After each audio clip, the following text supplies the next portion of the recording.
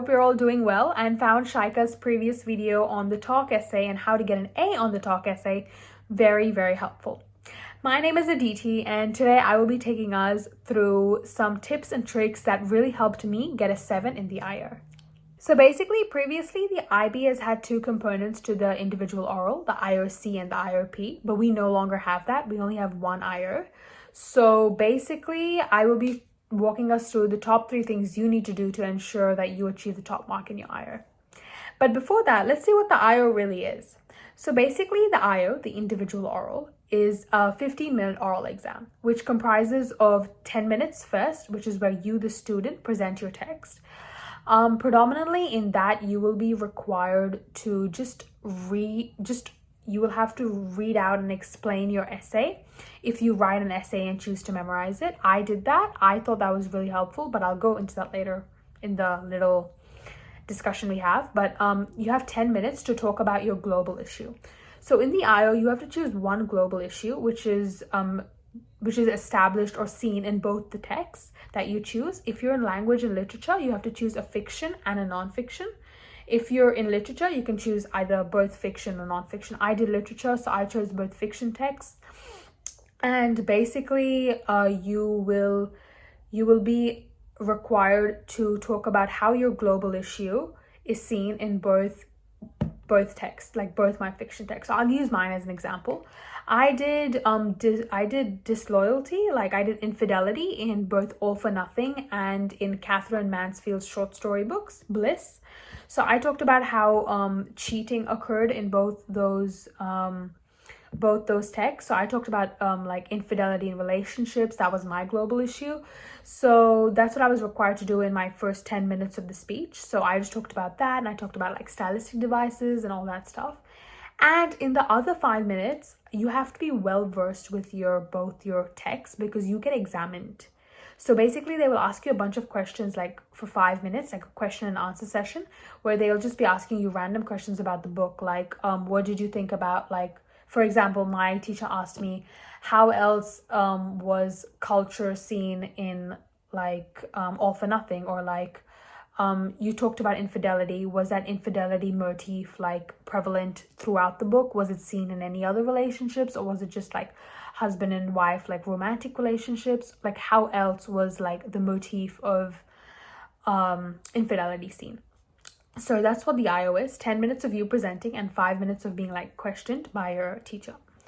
So the IO is centered about a global issue, and I just talked about that. So you need to choose a global issue prevalent in both your first text and your second text, like 20 lines you have to choose. But remember, it is important for it to be like prevalent throughout the other book, like it needs to be like obvious throughout the book, and I'll talk about that later. But yeah, basically you need to choose like a global issue. So there are 5 central themes that you must focus your essay on. So I will show you that as well. So as you can see here, these are like the 5 central themes for the IO. So the first one is culture, identity, and community, beliefs, values, and education, politics, power, and justice, art, creativity, and imagination, science, technology, and the environment. Your IO needs to be based on one of these 5 central themes. So as I just talked about, those are the 5 central themes that you will have to base your global issue on. So if it's like, even if it's just culture, like mine was just based on beliefs and values, but it came under the central theme of beliefs, values, and education. So when you choose your global issue, please ensure that like it comes under one of those 5 central themes. Most of the global issues do, but you need to ensure that you identify which central theme it comes under and mention it in your introduction. If you don't mention it in your introduction, you will be marked down. So it is vital for you to say that this global issue falls under the central theme of culture, identity, and community, or this global issue corresponds to the central themes of beliefs, values, and education. So you need to mention what theme it comes under, because that needs to be signposted. It is very important for you to signpost your central themes for the IO. So on that note, now that we know what the IO is, what's required of the IO, what a global issue is, what the 5 central themes are, let's get into the 3 main tips on how to ace your IO. So I hope everybody knows what a literary or stylistic device is.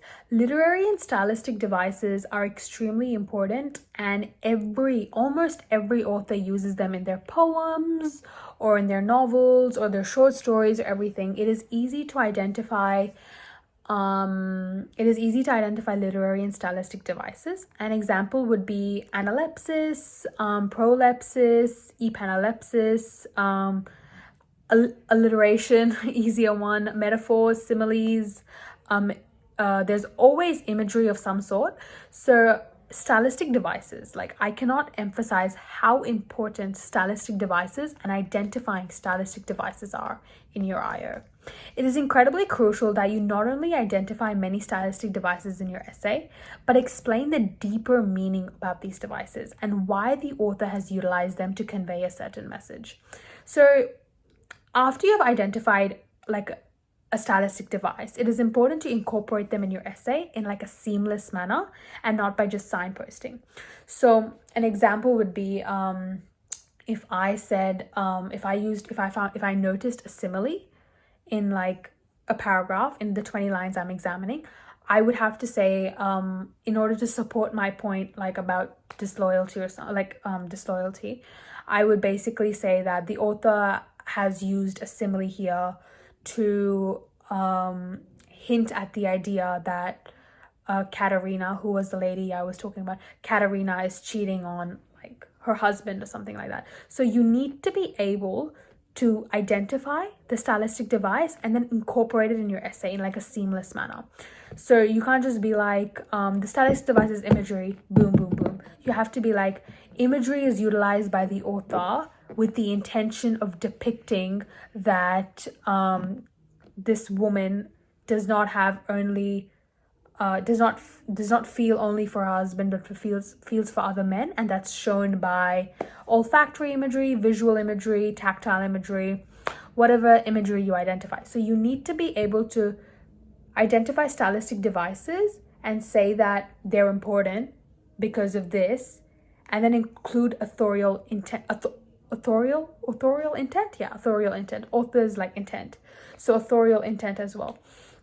So basically, it is really important not only to identify the stylistic device, but also talk about why the author has used it. Finding the deeper meaning and understanding why the author has used it, the authorial intent and their effects is like extremely important.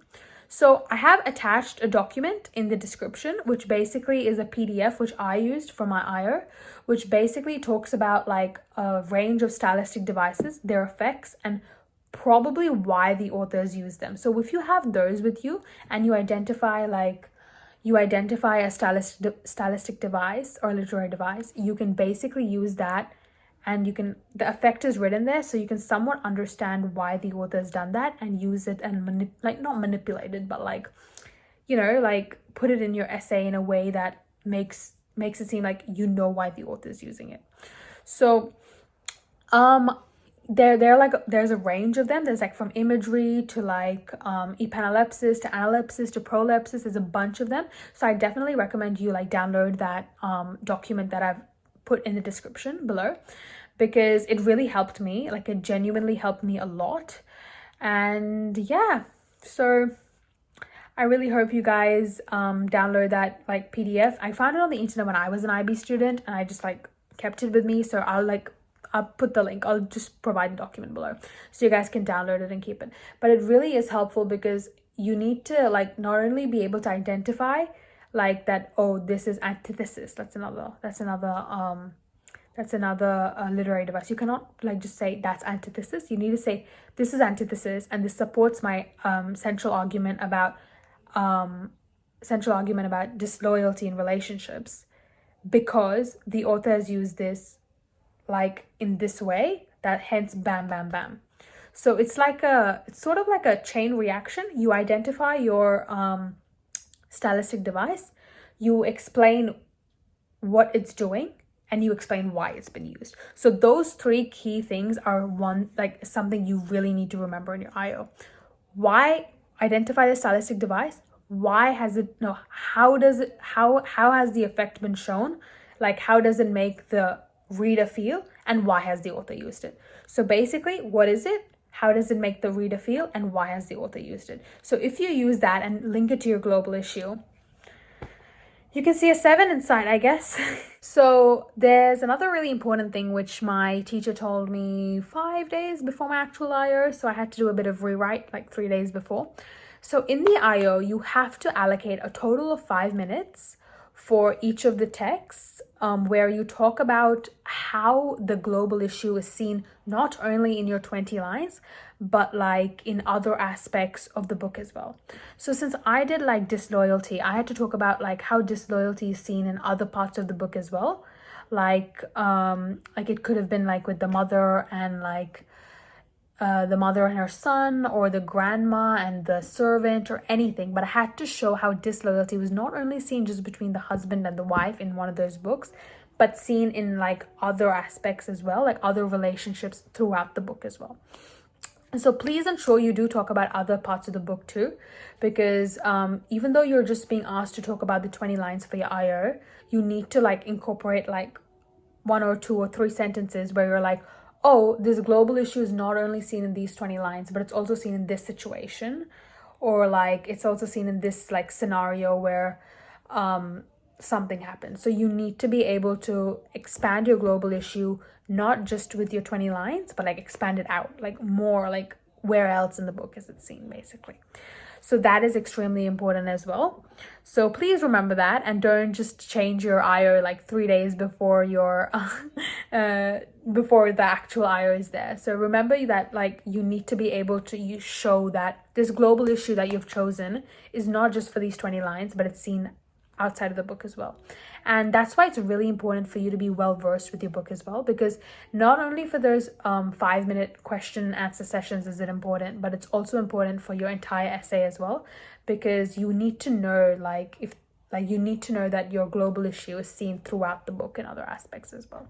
And like since I did the short stories by Catherine Mansfield, I had to show like how disloyalty is seen in other short stories as well. So that was really good. So please remember that your global issue is not just the 20 lines that you've chosen, even though that is what your essay is predominantly about.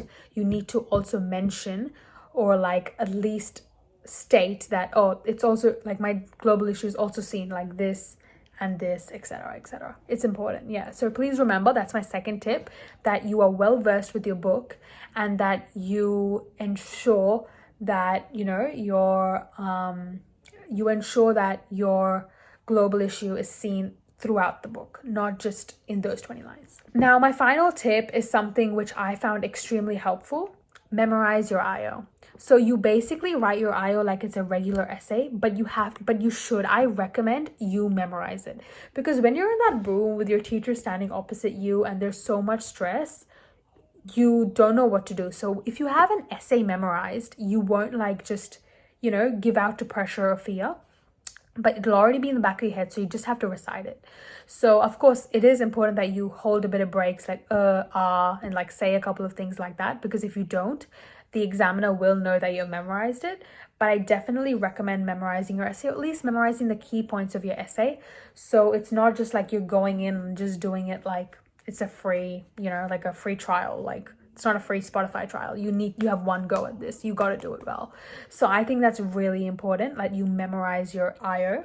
And I've also like put my document down there where you get 10 bullet points to take into your exam, your oral examination.